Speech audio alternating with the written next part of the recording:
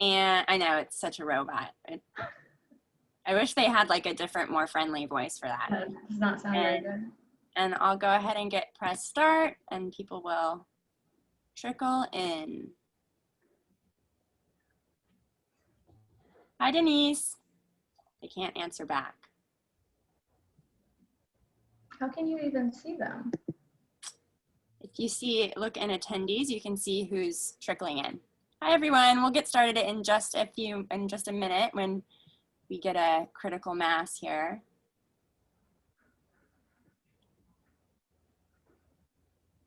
I was just saying to our panelists that this is always the longest 30 seconds ever because we're waiting for people to trickle in.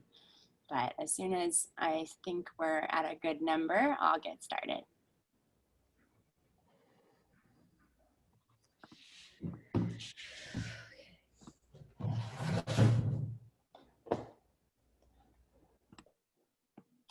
All right, I think we'll go ahead and kick it off. Welcome for those of you who are with us. Thank you for being with us today. We are recording this session, so if you have to drop or if you have someone who might enjoy it, I'll share it out with you once I get the panelists' approval after the fact. This is the first event in our alumni series, which is an ongoing series the Miossi Gallery is launching with the Cuesta College Art Circle.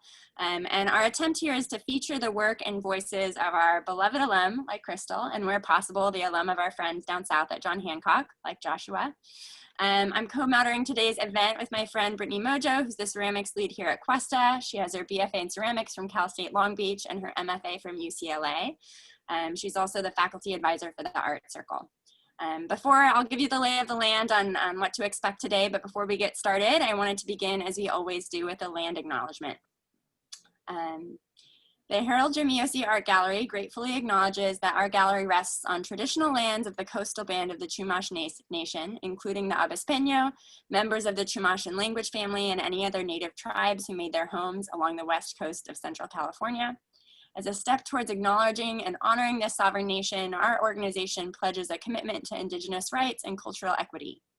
Since we have gathered digitally, we will be honoring the Indigenous people whose lands many of us are physically gathered on here in San Luis Obispo. We do this as a way of acknowledging the people who are present in San Luis Obispo as the past, present, and future caretakers of the land. So for today's event, each artist, Joshua and Cristal, will present their work for 10-ish minutes. They'll both share their screen so you can see their work. And then after both of them are finished, Brittany and I have some guiding questions that engages their work, but please, please, please, if you have questions, use the chat, use the Q&A function, and if you are just desperate to be on screen, you can use the raise hand functionality next to your name, and I'll invite you to come join us on screen. But these events always go better if there's engagement from the audience, so please do ask questions and be thinking of questions to ask of our panelists while they're speaking.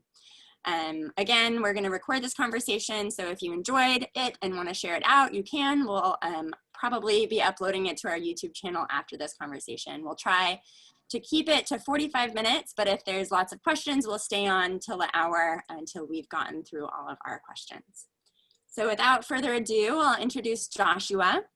Joshua Solis is a Hancock graduate from Santa Maria, California, the second generation in the US and the first in his family with a college education. In the spring of 2017, he received his MFA in sculpture from San Francisco State University in the Bay Area. Joshua and I got to meet over the summer, and I really enjoy his work and respect his practice, so I will turn it over to him, and the rest of us panelists will disappear. So you have the floor, Joshua. Thank you. Thank you, Emma. So I want to begin by introducing myself. So I'm an interdisciplinary artist, and I also describe myself as a storyteller. Since a child, I was with my family, along with my family, we would travel back and forth year after year between Mexico and the United States. León, Guanajuato, Mexico, and in Santa Maria, California, which is the town where I was born. And so I want to share a few images so I could make it a little funner, right? So I'm going to share a few images to talk a little bit about myself, and then I'll talk a little bit about my work. So this is me right here, playing with my siblings, and this is my wife. I am married, and this is my family. We're a large family. I'm also a musician, and when I was at Hancock College, I was playing in a band called Cafe Siete. And so this is only 3 members, my brother Sam and Oscar and me playing the guitar. So it's something I did while I was at Hancock. And here, this is Arts Obispo. We're playing in a gallery.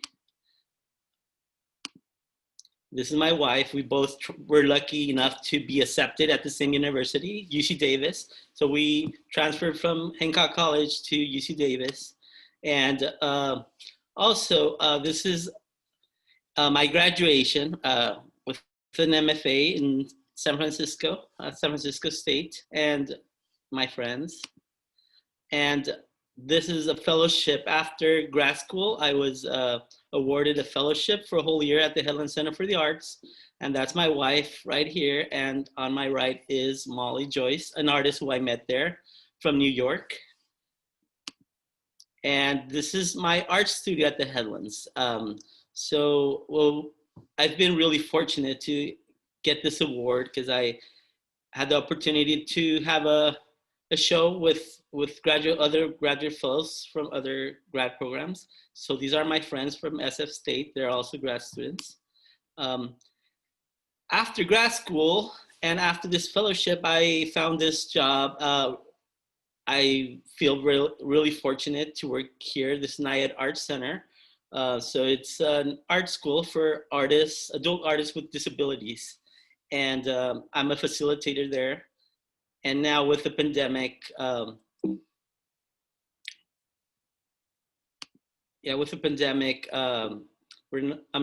right here with my coworkers, friends, artists, teachers at NIAD Art Center. But now we work virtually. And this morning, they wanted to say hi to all of you. So here they are, saying hi. Great team. And here are some of the artists.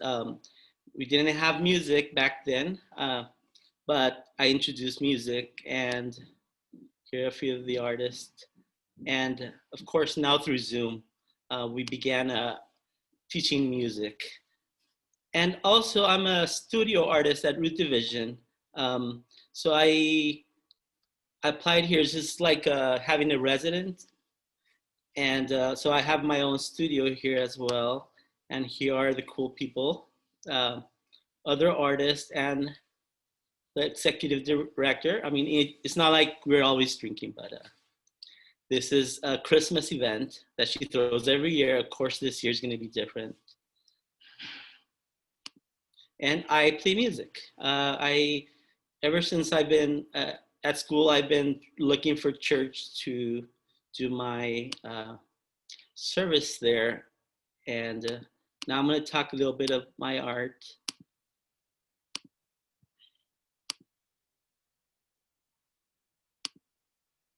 So the first images are from Hancock College. So works that I did there at community college, a painting class, and I was introduced into mixed media. And these are mixed media pieces that I did in John Hood's mixed media class there. And Marty Fest, another teacher there at Allen Hancock College, taking figure drawing. And then at UC Davis, I took some printmaking classes. So I've been around different medias trying to learn from each and trying to look for, I don't know, back then I wasn't sure what I was trying to look for yet, but I wanted to learn everything: photography, painting, ceramics, mixed media, looking at Rauschenberg's work and being inspired by him, looking at doing my research of different artists in the contemporary art world. And I also had the opportunity to collaborate with these two artists, and we were able to make this site-specific sculpture floating in Spofford Lake in UC Davis. So this is Spofford House, and environmental friendly. The ducks would get on the board. I even saw some turtles. Yeah, we did this other installation called Abandoned Nest. So we were interested in the sense of home and what that meant. And I also began working with different materials, exploring materials. Rubber number 1, number 2, this is rubber number 3. And these are all tires that I picked up from Davis, driving all the way to Fairfield and back to Sacramento and then back to Davis. So I cleaned the freeways basically, and because they reminded me of my childhood trips, road trips to Mexico and back to the United States. The smell really brought me those memories. And I began working with tires and also VHS tapes. One of the trips when my older brothers and I were left there for a whole year, my parents left us with a collection of like 50 VHS movies, and we would watch them and still feel like at home. But I mean, after we watched them all, I just kind of got obsessed with buying more VHS movies and collected them. And I collected over 1,000 movies, and I made these sculptures. I decided to make these sculptures thinking of memory. And I mean, by getting the guts out of the tapes, which already reference memory. This is of the movie Open Water. So I made myself these flippers. And this is Kill Bill, Volume 1. Close-up of Kill Bill. And so I was awarded the Murphy and Cadogan Award on 2015. And the piece in the back is called A Quarter of a Mile of Subconscious, of course, thinking of memory, my memories of childhood, but also the memory that is within the tape itself. And this piece in the front is rubber number 4. These are tires from the Bay Area that I picked up in the freeway. And yeah, so the theme of travel and yeah, memory, travel, stability, movement are themes that you'll see in my work. So roads, fences, posts. And I also made this piece called El Piso de Mi Pasado, the floor of my past, thinking of the tiles that were in from our home in Mexico, from our kitchen, loose tiles that were poorly put onto the floor, and we would mop the floor and all the water would come in between, and they would always be moving. So this piece is actually animated, so it's motion sensor. You walk around it and it reacts to your movement, but this is just an image, but you could look at the animated version and also my performances on my website, joshuasolis.org. So here's another performance. This is just a still of the performance. Until Land's Word Dreams Still Happened. And this is I'm Here still echoes that cold box, where I'm also performing, trying to express when I was bullied in Mexico and I was in the School of Music. I was locked into these walls and I was left there for hours, and I was, after banging the doors for a while, finally a teacher that worked there heard me and left me out. This is rubber number 5. It is displayed at Richmond Art Center, 2017. And this is Kids Who Still Dream. This was inspired of when I was 10 in Mexico. I didn't realize I was poor. And these kids on the streets would invite my brothers and I to play soccer ball, but there was never a soccer ball. I would learn how to make these trash balls. They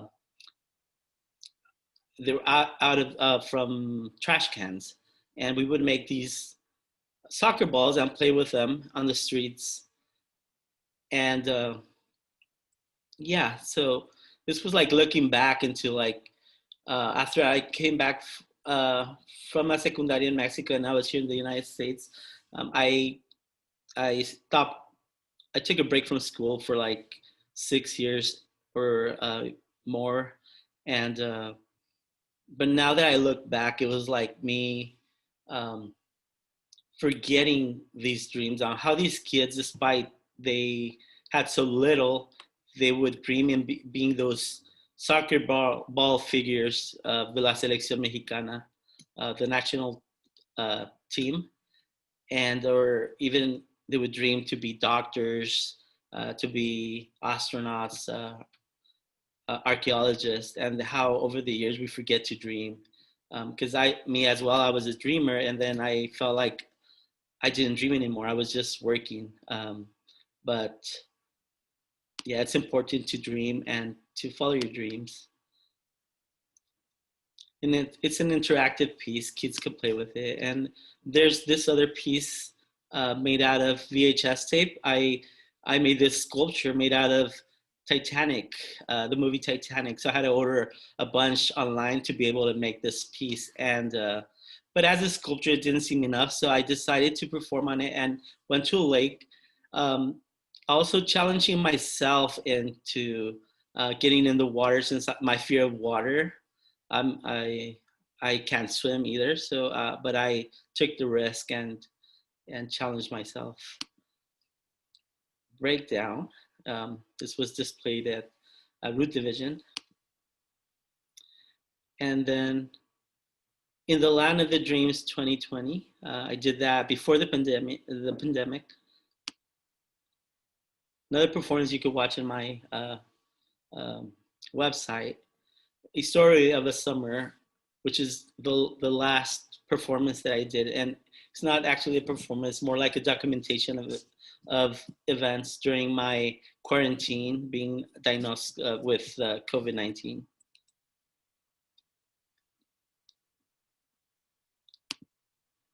And that's it. Thank you very much.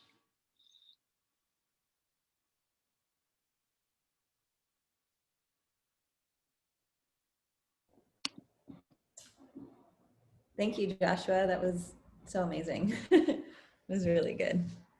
I don't know what's going on with Emma's camera. Okay, there you are. But here I am. Sorry about that. Joshua, thank you so much. I have looked at your work so much, and of course we've been in conversation, but it's really powerful to see the scope of your work and how it's evolved over the years. I'm really eager to get into conversation with you about that after Cristal shares. So I'll share a little bit about Cristal. Cristal Tappan was born in Los Angeles and grew up between San Luis Obispo and Prescott, Arizona. In 2020, she received her BFA in photography at Pacific Northwest College of Art in Portland, Oregon, where she currently lives. Tappan has been included in various exhibitions, including Cowardice at Wicked Step Gallery in SLO, and Blue Sky's Pacific Northwest Photography Jars at Blue Sky Gallery in Portland. Her work has been included in several online exhibitions, including the Melanie Floods Projects, New Photography from the Pacific Northwest, and the In-Betweens in the class of 2020. Cristal was a student at Cuesta and a very active participant in the Oliver Herring residency that we hosted at the Miossi Gallery in 2017, and has obviously since moved on to bigger and brighter things. So welcome, Cristal. We'll hear from Cristal about her work, and then we'll all return for a conversation. Thank you, Emma. Thank you, Joshua. That was amazing. I can't wait to discuss that more. Okay.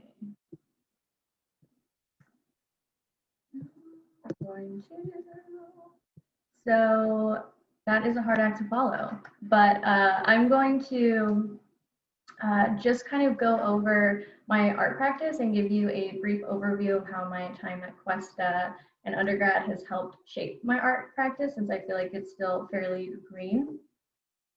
This is my beautiful Cuesta ID photo. So I went back to school when I was 25 because I was miserable with the current jobs that I had. And my partner encouraged me to take some art classes for fun at Cuesta. And my first year, I signed up for all of the art classes that sounded fun, and I absolutely loved it. It then became very clear that this was something I wanted to pursue full time. So I ended up quitting my job and I focused on getting my associates at Cuesta full time. I was always interested in photography for a couple of reasons: the cost, flexibility, the experimentation it allows, and that I could work independently and use my own body as subject matter. These last two quadriptychs are from my first completed body of work and were created during my Intro to Digital Photography class at Cuesta. This was the first time that I had used photography in a performative way. And this body of work explores the greatest anxieties, fears, and guilt that I had at the time by acting them all out within my closet. And this series, Cowardice, is currently part of an exhibition on display here in Portland. At this time, I was really insecure with myself and my art practice, but the skills that I learned and the community at Cuesta really gave me the confidence I needed to continue moving forward and see this as like an avenue that I could realistically pursue. So it wasn't until my last semester at Cuesta when I decided to get my BFA, and I had to create 2 more bodies of work for my portfolio to submit to schools. So these triptychs are from my series Bedroom Boys, which I created in my portfolio class at Cuesta, and they explore how men may feel pressured to perform dominance during sex. And the series House Honey was the last body of work I created at Cuesta for my undergrad submissions, and it explores my partner's gender and my own sexual orientation. And this was when I had to start becoming more professional and organized by writing artist statements, creating CVs, and properly documenting my work, which this continues to help me time after time, just with applying for shows and in the past for applying for scholarships. So I began to feel more comfortable with my art practice, and most importantly, working independently and not leaning so much on school assignments to help me create work, but instead work more within my own interests. I started undergrad at Pacific Northwest College of Art in fall of 2018 here in Portland, and was absolutely terrified. Like, cue the mega imposter syndrome was really bad. But again, I just dove right into all of my classes, and I took all of the experience and knowledge I had from Cuesta with me, and that really allowed me to gain confidence in myself and my work in those first semesters at PNCA. And I felt like my practice began to become more consistent and refined.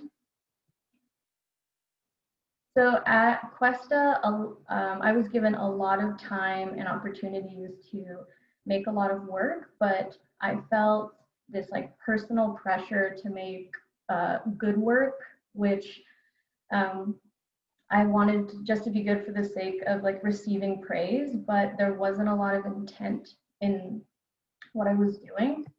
So during my time in undergrad, I was forced to answer a lot of questions like, why are you here? Why are you creating? Why should your audience care? Why is this work important? And let's just say that there was a lot of tears and breakdowns, but it really helped me explore more of myself and become a lot more critical of my work and shift from, is this good art, to, does my work exist with the intent it was designed for? And I began to think a lot more conceptually about my work, and thus I started to become a stronger artist. So at PNCA during your last year in undergrad, you work on your thesis work in addition to your other classes. And this is when I began my work for my thesis, titled She Wanted to Be Called Mary, which explores the confines of feminine roles, mothers as individuals, and the complex relationships between mothers and their daughters. I focused on the relationship between my mother and I created images that illustrate her character, which are loosely based on memories of her that have stayed with me. So prior to this project, I avoided doing research at all costs the entire time I was in school. But I love to torment myself. So for my thesis, I made research one of the largest components of my process. And to my surprise, it continued to transform my work and it made it stronger. And one of the side effects that I did not think research would have on the project was that it actually ended up making it a lot more performative. So in true Cristal fashion, the thing that I had been avoiding, which in this case was research, was the key element to solidifying my art practice. And my work stems from my own experiences and is typically very personal, sometimes even snarky. My goal is to come out of each body of work a little different than when I started it. And the subject matter of my work is very personal, but I explore topics that people can connect to, such as identity, femininity, anxieties, and relationships.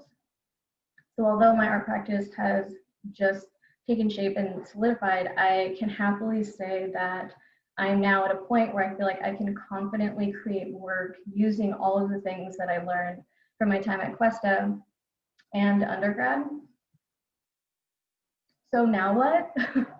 Now that I'm at this point where I'm comfortable with my practice and I'm confident moving forward with creating work outside of school and facilities, which to be frank, I never thought I would achieve. I was very dependent on the structure of school. I didn't go into this in the presentation, but I do editorial work to make some money, but that's been put on hold because of the pandemic. However, my plan moving forward is to continue making work, submitting work to exhibitions, both online and in person, building my creative community, which is really important to me, and strengthening my business practices with my editorial work so that I can continue to pursue that as well. And before I hand it over to Emma, I just want to thank you all for being here and listening. If you have any questions like about the transfer process, what brand of tissues I use to wipe my tears in undergrad, like anything, please ask.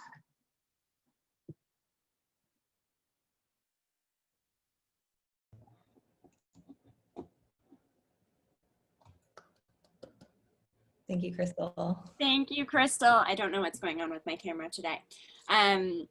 It's so amazing to see how much your work has deepened over the past few years since I met you in 2017, and I'm just so full of pride. So now Brittany and I are just going to ask some questions, but audience members, please, if anything comes up for you or you have questions for our panelists, please put them in the Q&A or the chat, preferably the Q&A. And if you really are desperate to be on screen, you can use the raise hand functionality and I'll invite you in.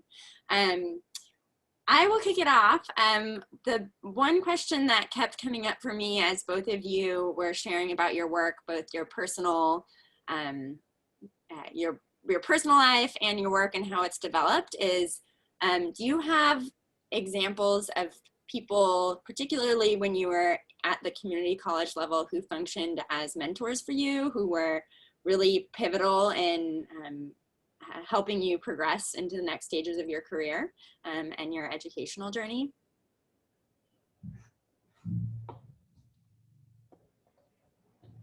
I'm gonna make Cristal start, or Joshua. Go ahead, Cristal. All right, this is gonna sound really cheesy, but like I love education. My family still thinks it's like can't believe that I ever graduated and finds it hard to believe that going back to school I did really well.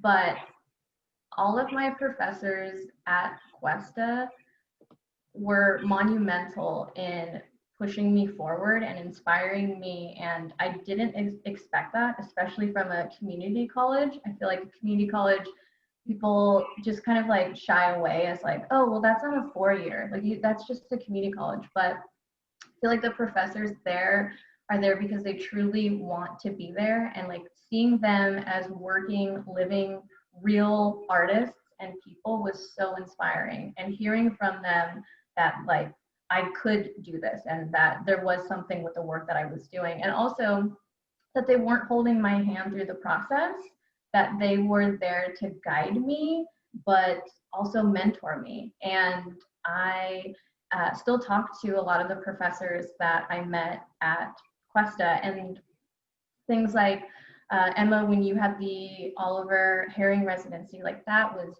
huge. That was very, very critical to seeing Oliver as like this real artist come in and be able to build a relationship with him, and even with you, you know, running the gallery. And there's like this wall that's put up in the art world, and I feel like Cuesta broke that wall for me and gave me so much strength to not only get through school, but like since graduating, to talk to other artists and curators and galleries, and even just feel more comfortable going in to galleries. And there's not like a mentorship program that's advertised at Cuesta, but I just feel like the professors there are there because they want to inspire and help create artists. Awesome. Joshua? Yeah. So when I went back to school, like went back to college, I was thinking of doing architecture, and I was also taking some drama classes just for fun. But I had to take a three-dimensional art class. So I took that class with John Hood, which was also like in between like architecture, art, and so I had taken a drawing class with John Hood as well, and then I took that three-dimensional design class, and he mentioned to me if I had considered art as a career, and I never asked myself that question with art. I mean, I knew I liked to draw, and that's pretty much what I was good at, drawing. And I'm like, okay, you know, I didn't even know I could make a career out of art, because I always heard like artists are always like no money, with no money, no job. I mean that artists struggle through their lives. I mean, that was my vision of being an artist. And so, yeah, so that kind of brought me that, put that seed in me into considering art. And I kept taking art classes until one point I decided to not do architecture and switch to art as a major. And so, yeah, John Hood, and I would say Gabriel Navarre was also a good mentor, a good teacher. And he would also tell me, you're really good at it. You should keep doing it. You should you should do art. And he would also tell me,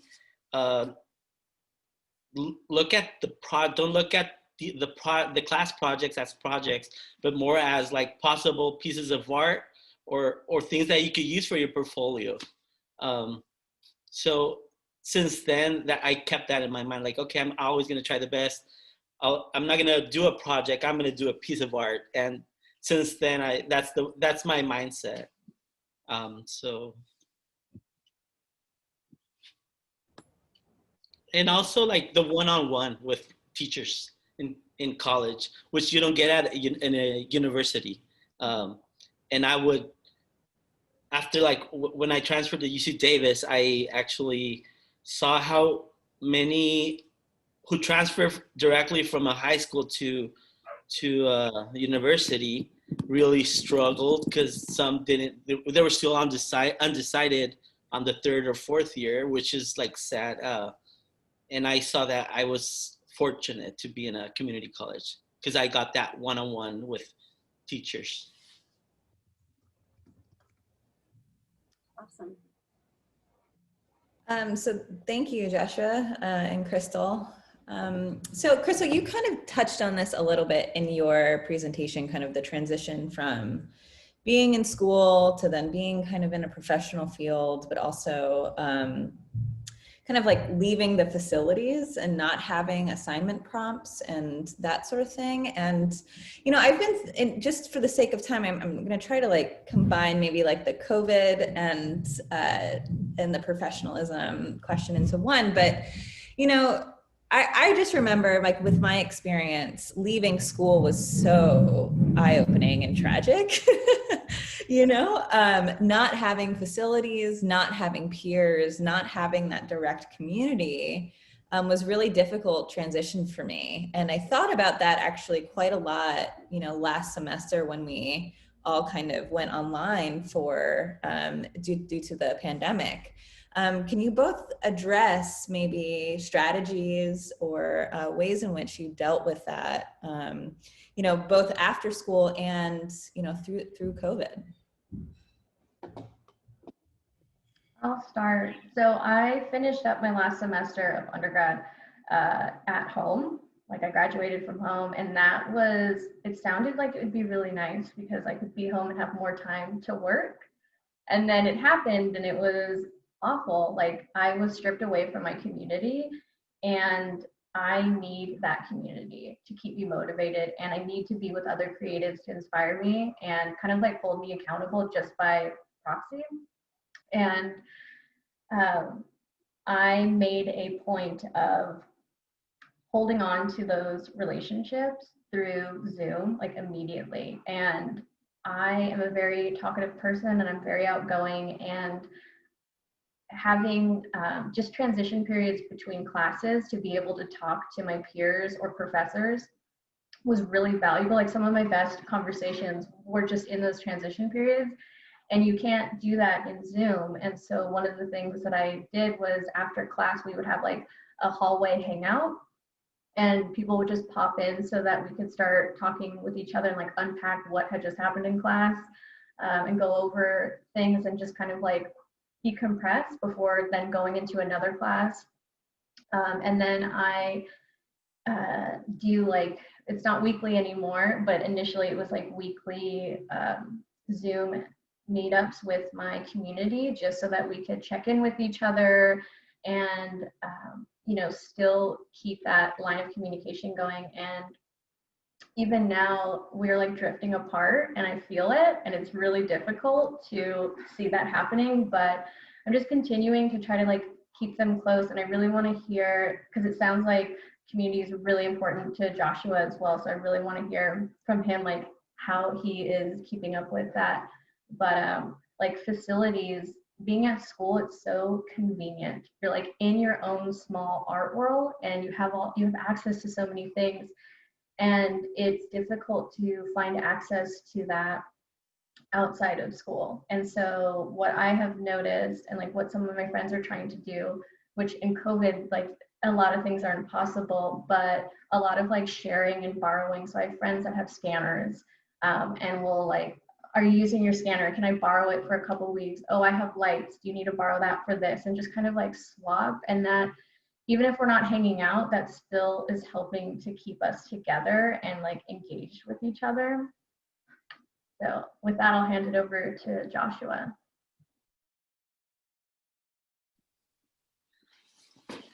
Okay. So after I did my MFA, and as I mentioned before, I was lucky enough to get the graduate fellowship at the Helen Center for the Arts. So it kind of helped to transition, because I really love being in my art studio, hanging out with other grad students, and then see that their struggle after graduation. But I was lucky enough to be at the with another community of artists at the Headlands for a whole year. So that was nice, good transition. And it gave me time to do some research where I wanted to work, or after that, where I wanted to be as a maybe look for an art studio. And I was lucky enough to found Root Division, who accepted me. So I'm actually right now at my art studio here at Root Division. And then I found this job at Nayad Art Center, which I really love. And there's a great community, great people, and yeah, teachers and artists there. It's amazing. But then the pandemic comes, right? And everything goes through Zoom. So I don't work there physically. So it was a struggle at first, because like meeting after meeting and trying to figure out Zoom. Then I don't have the best equipment. So it was like a lot of headaches. But then I guess one gets used to it. And all I want to say is that even though I'm working through Zoom at Nayad Art Center, I think I get a lot from working with these artists with disabilities. And I mean, even like it's different from being at the studio, so things have to evolve. So we were able to incorporate music. And so I feel like really great to see these artists actually being interested in music, which was a class that wasn't given there. I mean, so many classes, we had mixed media, ceramics, drawing, but now we have music as well. And now it starts feeling like I'm still working with this community. Mm-hmm. So it is important for me. And I mean, thank God that I've been working my full hours, and everybody's been working 100% there. I don't know if I missed something. No, that's great. Yeah, no, I mean, it's just inspiring, because it's true that, you know, we're all at home. And I think one of the things that the Cuesta faculty that I know are really trying to navigate is, how do we maintain that community with our students? How do we make them feel connected? And so it's always great to hear ways that you're finding ways to carry that work on. And I already have ideas for, what did you call them? Hallway hangouts or whatever. I'm like, we should totally do that. Yeah, so this is kind of a question from the chat, but I'm merging it with another question of my own, which is one of the reasons I wanted to work with both of you for this is that I am so impressed with the way that both of you have really put your work out into the world. I mean, Joshua, getting that, I mean, the Headlands is a prestigious residency. It's really amazing that you applied and got that and have put so much effort into getting your work out into the world. And I wanted to know where that motivation came from, whether you had guidance from your community college education that, you know, you both talked about mentors that were pivotal in encouraging you, but yeah, how have you done that? Like, how have you really focused on putting your work out there, and how did you know where to put it and the process of doing that? Joshua, you're unmuted, so maybe you can start. Okay. Yeah, I think making friends with teachers is really important, even though we think like now, but yeah, it's really important, because there are like mortars, our mentors. So it was one thing that stuck since I was at community college, was like, yeah, that don't make projects, make artwork. Mm-hmm. And I was also told, like, even if it feels like it fails, don't throw it away. You know, you could just put it somewhere else, and maybe later on you could come back to it. And then, so like many of my pieces were actually that, like projects that I thought they were like that I failed in those projects, but I just put them away, and then the next year, the next semester, I would come back to it, and then, oh, I could do this with this, and keep experimenting. So it's all right to fail, but as long as you know you're doing your best, just keep on going. And being also at grad school, I was oriented like, okay, there's like these places you could apply to, and I just kept doing my best. Maybe not thinking that I was going to be the best, but thinking that I was going to be the best at what I do. Yeah. I love that. Cristal, you want to jump in? Yeah, so I talked about imposter syndrome, and it's something that, like, everyone struggles with.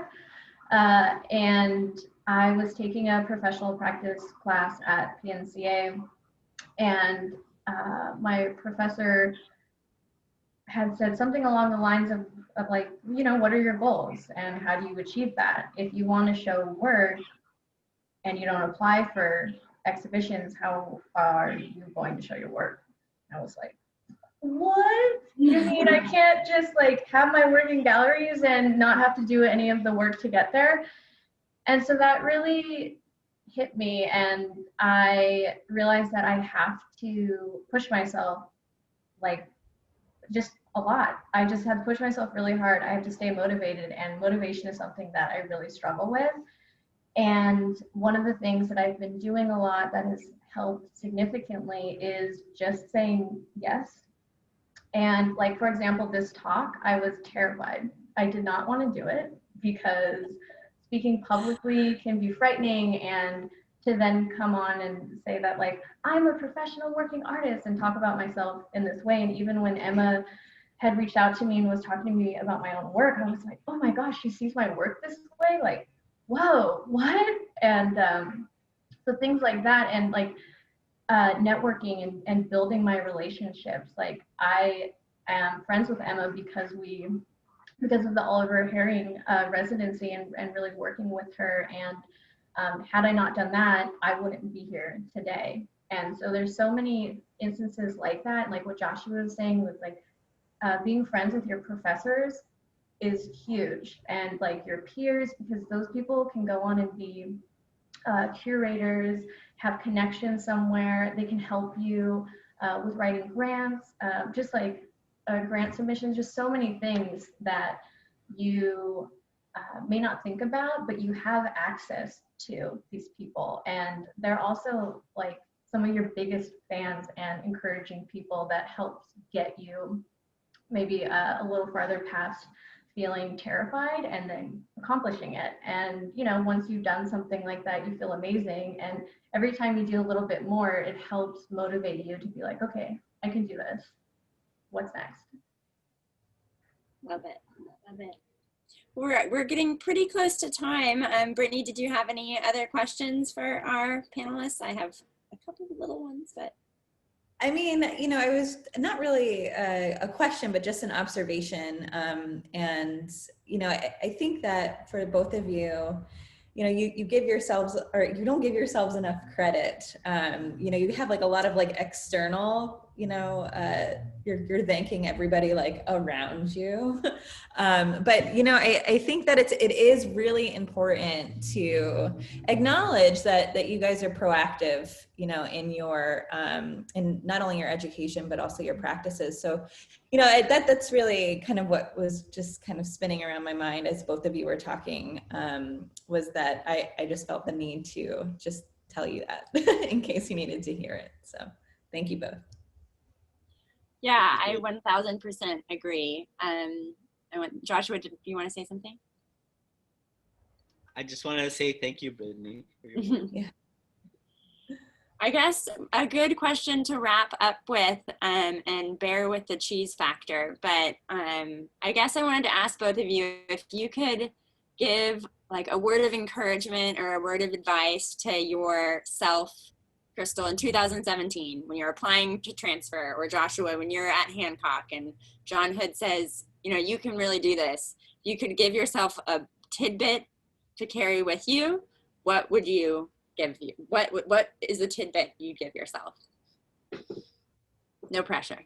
I don't even know what I would say to myself 10 years ago. That's really hard, and I apologize. My dog is now crying in the background. Mine is too, don't worry. Probably the advice she's giving me is like, my advice would be to just continue going for it and apply more for the things that you think you're underqualified for. Love it. Also, that like for me, I would just do drawing as art. That's all I knew. I think I was pretty good in drawing, but that was pretty much. But then be willing to take risk and not just like, oh, okay, I feel like comfort, like, oh, I know I'm good in drawing, I'm just gonna go to college and keep on drawing and do grad school, because I met a lot of people who've only sticking to maybe just ceramics or maybe just printmaking. So they're kind of their own communities, but be willing to try them all. I mean, maybe you'll love them all. Maybe you could incorporate them all. As I was able, even like architecture, even though it was not art, but I started incorporating the architecture or the drama into my performances. So it's good to experiment. If it's not for you, it's all right, you know, but at least you tried. I would just say try all the mediums. And take advantage of your instructors. I mean, they're going to be the best mentors. I mean, they're going to be honest, and I really got that from the community college, and that was really helpful. And even being at the university, I wouldn't get much of that, but I would try to remember what teachers would tell me at the community college. Love it. Love it. Well, before we wrap, if both of you want to, I put your websites in the chat earlier, but if you want to put any social media handles, or if you're, yeah, I think both your emails are on your websites, but if you want to put your social media handles in the chat, I'll put the websites in the chat again so people can follow you. And I hope for all the students attending that this has been inspiring for you. We're going to keep doing this. The next one, we're going to do it every 2 months. So the next one will be on January 25th. So you'll hear more from us about that. But Joshua and Cristal, I hope that next time you're in San Luis Obispo County and the gallery is open, whenever that may be, that you will come back and visit, and it'd be great to see you both in person.